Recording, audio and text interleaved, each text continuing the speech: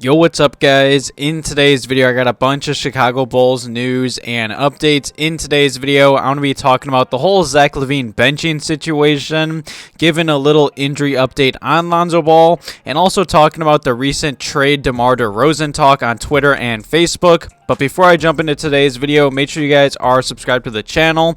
Leave a quick like below today's video. It takes a second and helps me out a lot. And leave some comments and questions below today's video about all the news and topics and updates I'm about to jump into. Also, just a quick little heads up, I am recording this video during halftime of the Bulls vs Celtics game, so I won't be able to do a full game recap, but I will talk about the first half real quick just because I have to wake up for work at 5 a.m. But nonetheless, let's just jump right into it. And I know this whole Zach LaVine benching topic's a few days old, but I got a bunch of comments in my past videos wanting me to make a video and talk about it, and it's a very interesting topic. But before I jump into that, leave some comments and questions below today's video about your thoughts on the whole Zach LaVine benching situation.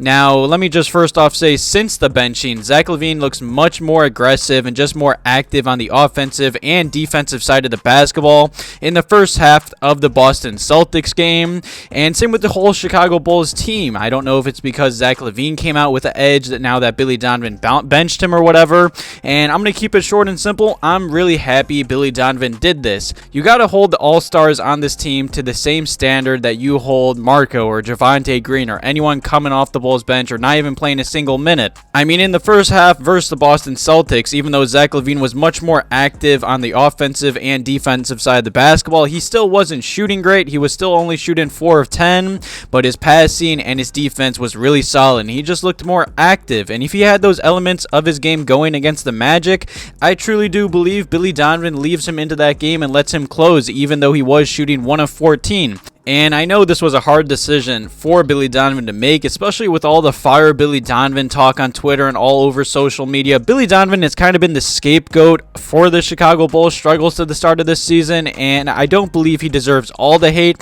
He definitely deserves some criticism. Same with the Bulls All-Stars, because even though the Bulls are missing Lonzo Ball, they have their 3 All-Stars on the court in most games. They should be winning a lot of these games. Now, in the first half of the Boston Celtics game, it looks like Zach LaVine has a chip on his shoulder, and I wish he always played like this. I mean, he looks very explosive, trying to dunk on people, just being more active on the defensive side of the basketball.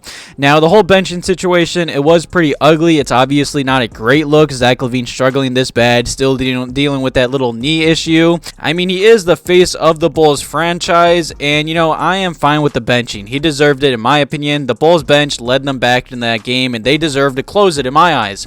But the way Zach LaVine did respond in his post-game comments talking about Billy Donovan, it really wasn't great to hear, and it didn't make me happy. I mean, he should just own up to it and hold himself responsible. You know, he deserved to get benched. He was not playing well on the offensive side or the defensive side of the basketball.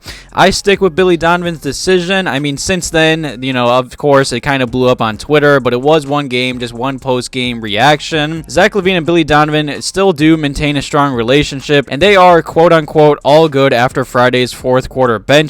You know, there is still some respectful disagreement, but as of right now, I'm more on Billy Donovan's side. I'm really not happy with Zach LaVine's post-game comments, but I am much happier that he's looking more active on the defensive and offensive side of the game versus the Boston Celtics, and it just looks like he has a chip on his shoulder. Leave some comments and questions below today's video about the whole Zach LaVine benching situation and him just being upset and frustrated with Billy Donovan. And the second topic in today's video is an injury update on Lonzo Ball. You know, it's nothing big. It's no official update. It is kind of surprising that the Bulls, like I'd say official Twitter, did not put out an update on Lonzo Ball after his 4-6 reevaluation, just kind of checking on him and then going from there. Obviously, that's not a great sign that the Bulls didn't put out anything. But Casey Johnson did put out a tweet the other day, and Billy Donovan did give a little update on Lonzo Ball. Like I did say, it's nothing huge. He did say it's going slow, but he's doing more, and he's doing more and doing more. He's obviously still not running, but he's doing different things he couldn't do before. Until he's running or cutting or jumping, I don't know how far away. you know, this is not a great sign. I mean, it's still not good that he's not even running. I mean, I guess this is why the Bulls official, I'd say, media account hasn't put out an update on him. I mean, it's good to hear that he's doing more and more, but once again, you know, how much more could he really be doing if he's not running still? I mean, in my eyes, this is kind of concerning and a very disappointing update, and it kind of sounds like last year's update after that surgery that didn't go well and didn't fix the problem. Who truly knows? I mean, there's still no timeline on his return to running or even Bulls practice and then Bulls playing. It's going to take him some time. I truly do hope he can return maybe in January, but as of right now, this is not a good update. I still can't believe he's not running. I mean, his rehab is going slow. That's kind of what they said all last year and all off season long. I don't know. It's still kind of a mess. He has been adding some new work to his rehabs lately, so I guess that's a positive update, but I'll definitely keep you guys updated on this whole situation. It just sounds and feels like a lot of last year, so I think all we could do is just hope and pray for the best. And the final topic in today's video I wanted to talk about is all the trade DeMar DeRozan talk and rumors on Twitter and Facebook and just on the trade market in general. You know, I think that's a very hot take, and I think this is blown out of proportion. Don't get me wrong, the Bulls have been really ugly and slow to start this NBA season, and DeMar DeRozan's defense hasn't been the best, and honestly, some games he's really struggled and hasn't looked that comfortable on the offensive side of the basketball. But I don't believe trading DeMar DeRozan and the Bulls making a panic move and just blowing up this roster is the move as of right now. You know, this is as of right now. Things can change and things can happen fast in the NBA, but like I did say, when this Bulls team is dialed in and playing a full 48-minute game like they were when I was recording this video versus the Boston Celtics, they can be really good.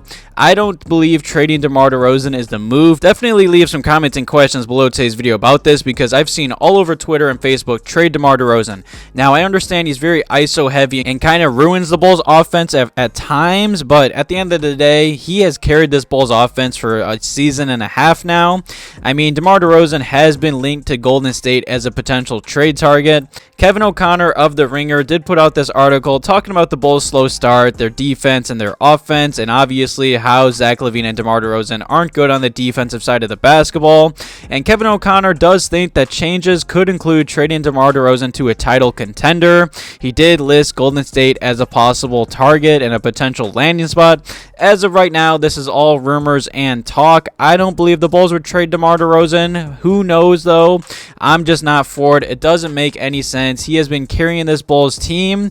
I mean, just versus the Magic, he had 41 points in 44 minutes, and he is 33 years old. I don't see why the Bulls would blow it up as of right now. There's still a lot of time to correct this ship and these problems.